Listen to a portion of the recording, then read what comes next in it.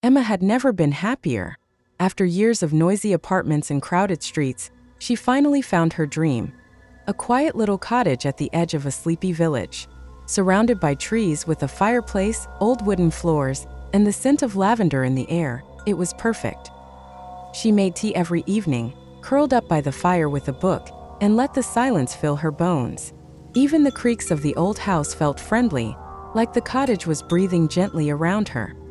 The first week passed like a dream. The locals were kind. The woods behind her house were calm. She even named the crow that visited her window each morning. Then small things changed. One night, her tea was still warm when she returned from the bathroom, even though she'd been gone 10 minutes. A chair she never used was pulled an inch from the table. She blamed her imagination. The wind, perhaps. A few nights later, as she drifted off to sleep, she heard a soft creak from the hallway. Not loud, just enough to stir a sense of wrongness. She got up, heart thudding, and found nothing. Everything in its place. But the next morning, the guest teacup, the one she never touched, sat on the drying rack. Wet. Used. Emma laughed it off.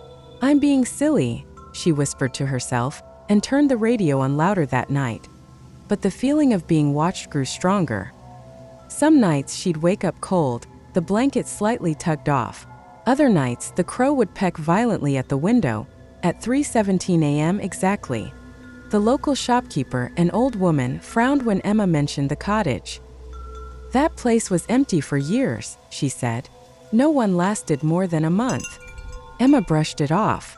She wasn't like them. She belonged here. One stormy evening, the power went out. The fire flickered weakly. Emma lit a candle and read by its glow.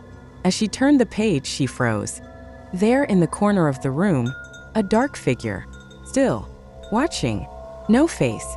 Just presence. She dropped the candle. Darkness swallowed the room.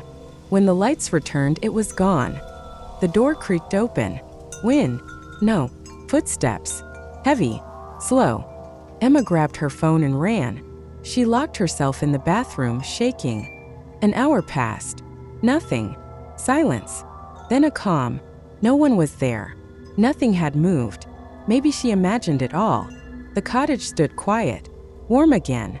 She chuckled, embarrassed. Relief washed over her. She sat by the fire sipping tea. "Silly me," she whispered. That night she slept deeply. But at dawn she woke with dirt under her nails, mud on her feet. Her closet door stood open.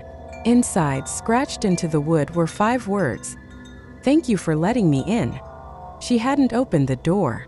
But someone or something had been waiting for the invitation. And now it lived with her. Quiet. Always watching. Always just out of sight. And every night the second teacup waits.